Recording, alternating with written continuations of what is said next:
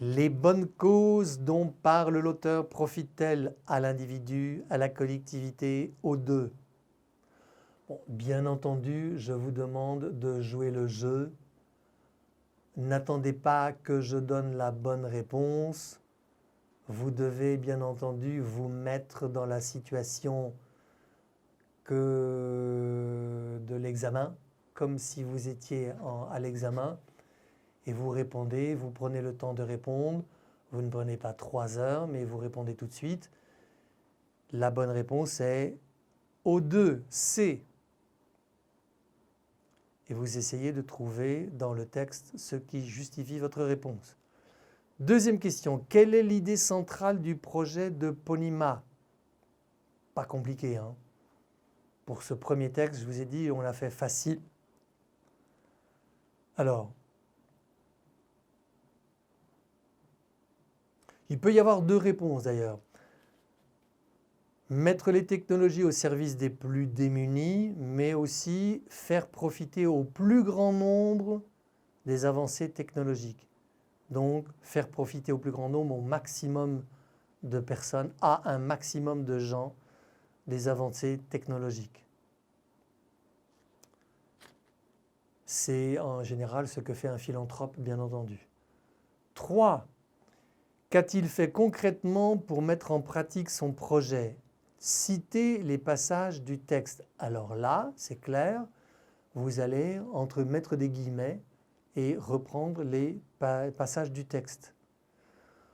Alors, les passages exacts, c'était collecte de fonds pour œuvre de bienfaisance.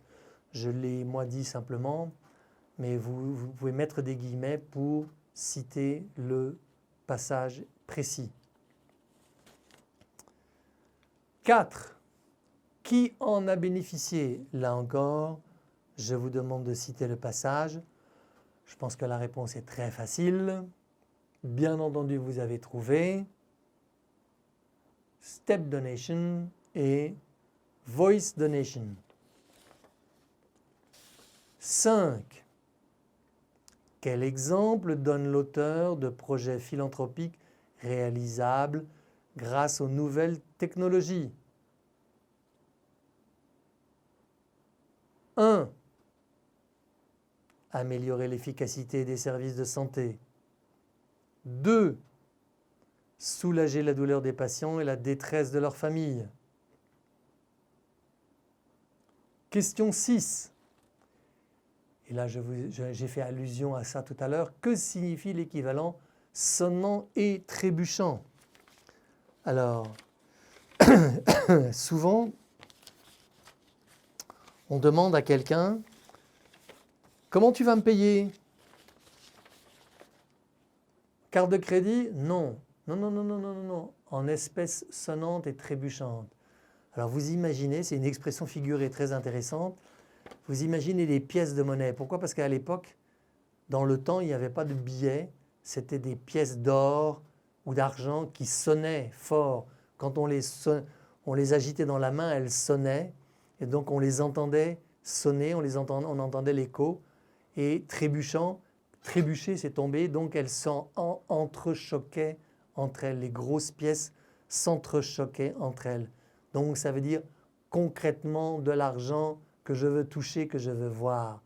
Donc c'est en espèces sonnantes et trébuchantes, c'est pas virtuel, c'est concret. Vous me payez directement, je veux voir l'argent.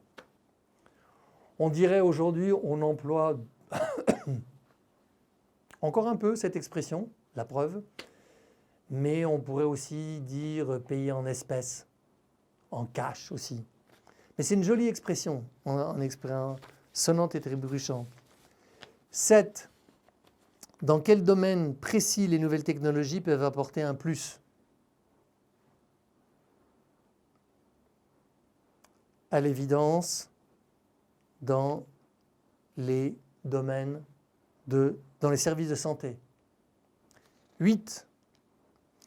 L'intelligence artificielle peut-être rendre plus coûteux des tâches simples. Alors regardez bien avant de répondre vite à ce genre de questions, parce que je reprends les mots très très proches du texte et ça pourrait prêter à confusion. Donc c'est un peu tricky, comme on dirait en français. Vous me pardonnerez ce petit anglicisme, c'est pour s'amuser. Quand on dit, les Français utilisent ça aussi de temps en temps, c'est tricky, c'est un petit peu un piège. C'est bien entendu faux, c'est pas rendre plus coûteux, hein. Donc je disais, question A, peut-être rendre plus coûteux des tâches simples. Alors attention parce que j'ai joué volontairement sur les mots et ça peut arriver quand on vous demande un peu vrai ou faux.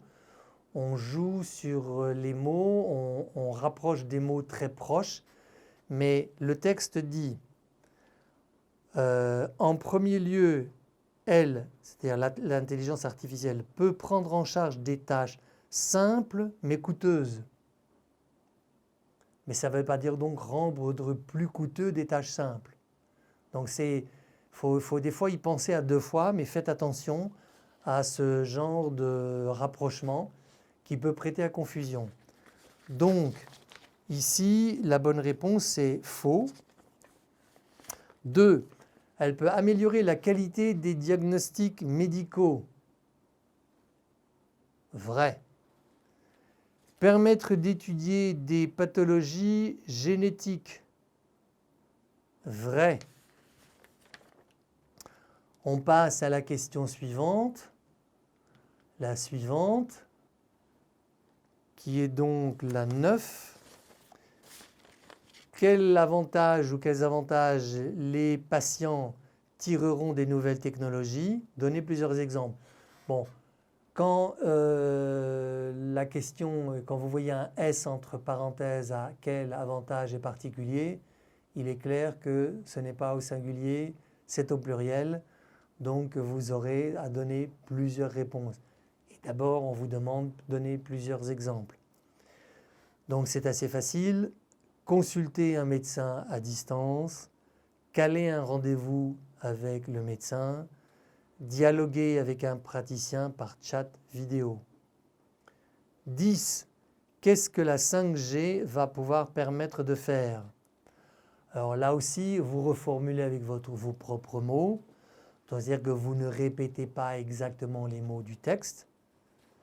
Hein, elle va permettre de faire en sorte, ou elle fait en sorte que grâce au numérique, on va pouvoir aider de nombreux secteurs traditionnels à opérer des transitions vers une industrie intelligente, c'est-à-dire à aller plus vite vers une industrie intelligente, à faire en sorte que l'industrie intelligente soit plus rapidement mise en œuvre, utilisée, et on va abandonner le secteur traditionnel.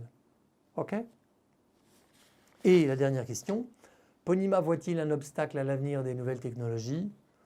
Pas vraiment, non, il n'en voit pas. Hein. Il voit au contraire que un bienfait, c'est que bénéfique pour lui, enfin pour les nouvelles technologies, bien entendu pour lui. Voilà donc le premier texte qui, encore une fois, était assez simple, il n'avait pas beaucoup de mots. C'était, comme on dirait en français, une mise en bouche.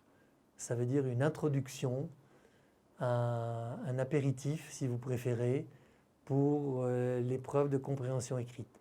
À bientôt pour le deuxième texte.